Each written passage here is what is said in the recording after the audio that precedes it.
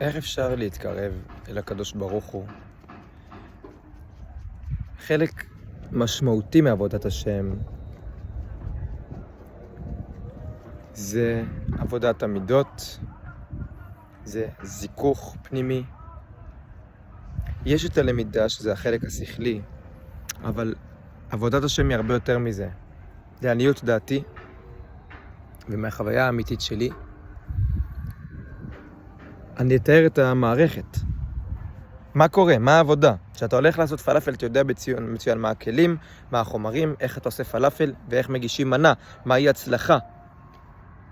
רווח, הפסד, המערכת ברורה. מה זה עבודת השם בזיכוך ועבודת המידות? מה המערכת? איך זה נתפס? כי זה נפש האדם.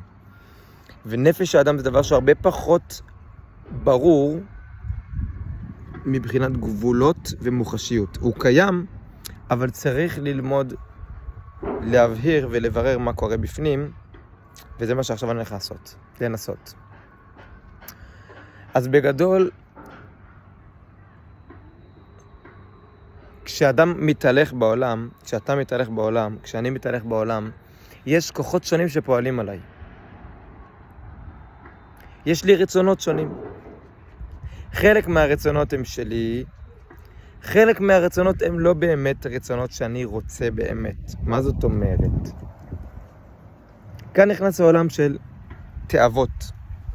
תאווה זה מילה שיכולה קצת להרתיע, להפחיד, אבל אני מדבר על זה בצורה ממש נקייה. תאווה זה משיכה, פיתוי, כלומר כוח שמושך אותי, ממש מופעל עליי כוח, שמושך אותי לכיוון משהו, שייתן לי איזשהו סיפוק. השאלה היא, האם הסיפוק הזה הוא באמת טוב לי או לא טוב לי? לדוגמה, שבן אדם רוצה לשתות קולה כי זה מתוק. אם הוא ישתה את הקולה, הוא נמשך לזה, יש לו משיכה. כמו חוט שמושך אותו לכיוון הקולה. הוא רוצה בעצם לחוות את הגירוי של הסוכר, המתוק, שיתנה לו איזו תחושה של מילוי באותו רגע. אבל ברגע שהבן אדם ישתה את הקולה ויקבל את הסיפוק שהוא רוצה, האם זה באמת יהיה טוב לו? האם הסיפוק הזה שהוא מחפש זה סיפוק שבאמת טוב לו או לא? אנחנו יודעים שקולה זה ממש לא בריא לאדם, זה יכול לפגוע בו ולשבש לו גם את התהליכים המחשבתיים, כי הסוכר הוא מגרה את המוח בגירוי כל כך אינטנסיבי, שאחרי זה גם אתה רוצה עוד, שהוא לא מאפשר לך פנאי, ומשפיע גם על מערכת העצבים ואפילו על המערכת הרגשית אם אתה רגיש. מוציא את הגוף מאיזון. וזה בעצם יכול לפגוע בך יותר מה לעשות לך טוב, כי הגירוי הרגעי הזה הוא לא באמת מה שאתה רוצה.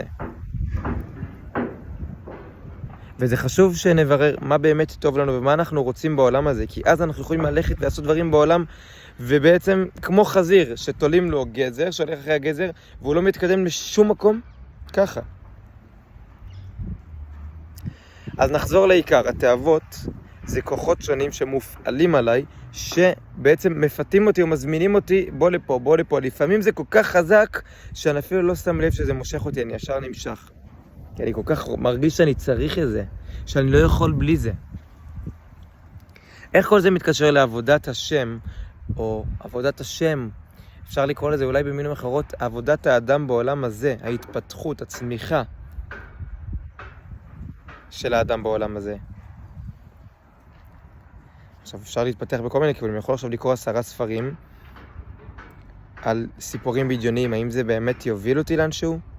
אז לא כל למידה היא באמת תכליתית, היא באמת תוביל אותי לאן שאני רוצה, שוב. צריך להבין מה אני רוצה ומה התכלית שלי.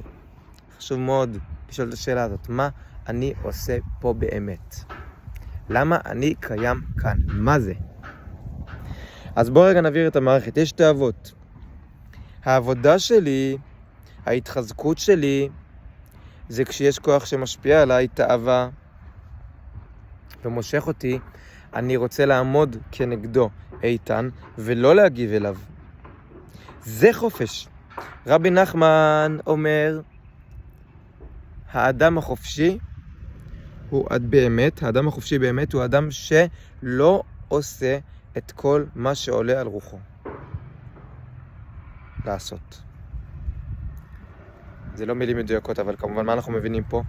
בן אדם החופשי באמת זה בן אדם שכשיש כוחות שמשכים אותו, הוא לא יגיב אליהם דווקא. זה אדם החופשי.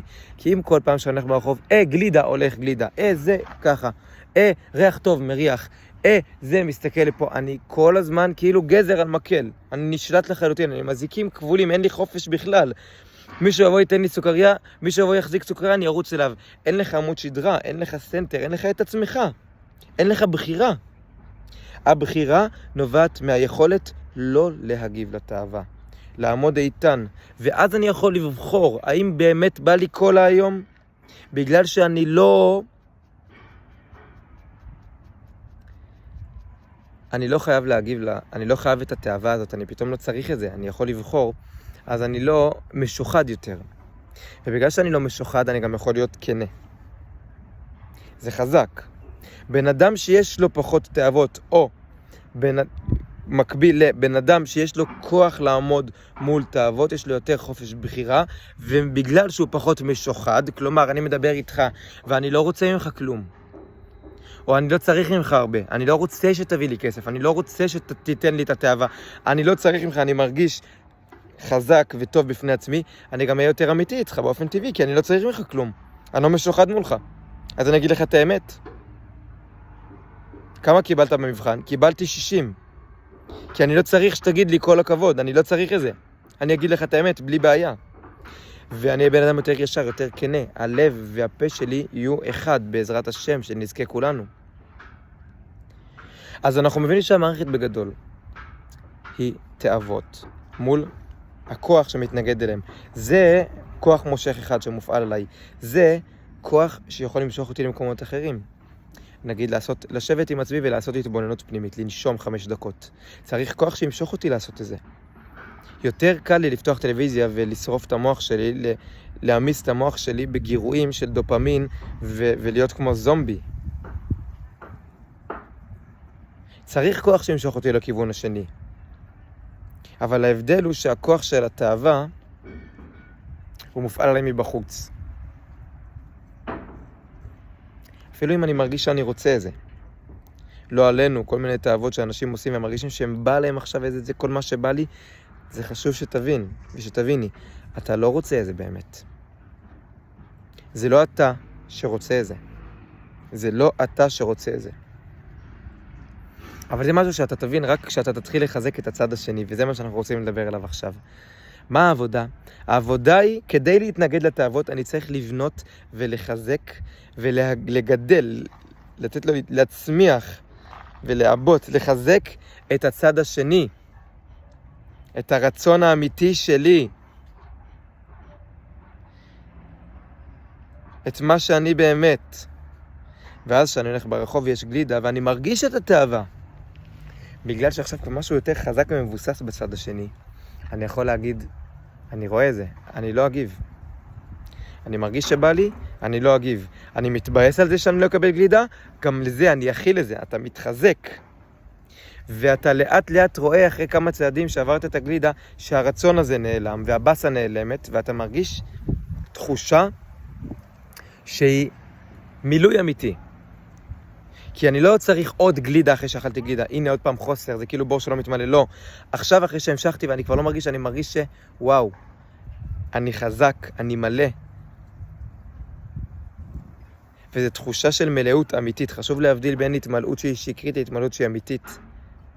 אנחנו חושבים שמה שימלא אותנו זה התאווה, אבל זה הכל עבודה בעיניים. עבודה בעיניים. זה חשוב להבין את זה. זה עבודה בעיניים. התאוות הן שקרניות, זה רמאות, זה שקר, והם עובדים עלינו בתמימותנו. ואומרים לנו, אם תאכל גלידה יהיה לך טוב, אבל תאכל גלידה ואתה רוצה ישר אחרי זה עוד אחת. זה לא נגמר. וזה כל פעם מחדש מפתה אותך, רק עוד אחד, רק עוד אחד, רק עוד אחד, וזה לא נגמר. אז לחזק את הצד השני. זאת העבודה. ככל שהצד השני מתחזק. יותר נכון, הצד הראשון. רצון שלך מתחזק. מי שאתה באמת מתחזק, הרצון האמיתי שלך מתחזק, ככה אתה יכול לעמוד מול התאוות. וככה אתה יכול להיות יותר בן אדם ישר ואמיתי וטוב בעולם הזה, כי אתה חי את מי שאתה באמת רוצה להיות, כי אתה פחות ופחות משוחד. ובעזרת השם, ככל שאתה יותר ויותר חזק ברצון שלך, הרצון האמיתי שלך, גם מתחיל להיות ברור לך ובהיר לך מה אתה רוצה בחיים. כי יש פחות כוחות שיכולים להניע אותך לפה ולפה ולבלבל אותך. בן אדם חושב שהוא רוצה מטוס, הוא רוצה להיות עשיר. אבל כל זה נובע מתוך הרגשה של חוסר פנימי שהוא מרגיש נחות ולא מספיק טוב, והוא רוצה שיאהבו אותו, אז הוא חושב שאם הוא ישיר, אז הוא יוכל סוף סוף ללכת בחזה מורם בעולם ולהגיד אני טוב, אני אהוב, הצלחתי, הוכחתי לכולם שאני שווה. אבל ככל שאתה מחזק את הרצון האמיתי שלך, אתה פחות תלוי בכל הכוחות האלה שמנסים לדחוף אותך לעשות ככה או ככה, ואתה יותר מרגיש בפני עצמך חזק. אתה חווה את הכוח שלך, את העוצמה שלך יותר ויותר. אתה מתמלא בעוצמה אמיתית, בכוח. כוח אמיתי, כוח ישר, לא כוח של רוצה לקחת משהו כמו התאווה, אלא כוח אמיתי, כוח שנובע מבפנים, שהוא טוב לו בפני עצמו, כי הוא יודע את הערך של עצמו, באמת. וזה נובע מתחושה אמיתית של של התגברות. ההתגברות הזאת מחזקת את הבן אדם יותר ויותר להרגיש בטוח בעצמו, וזה משהו רב ממדי ועמוק, זה לא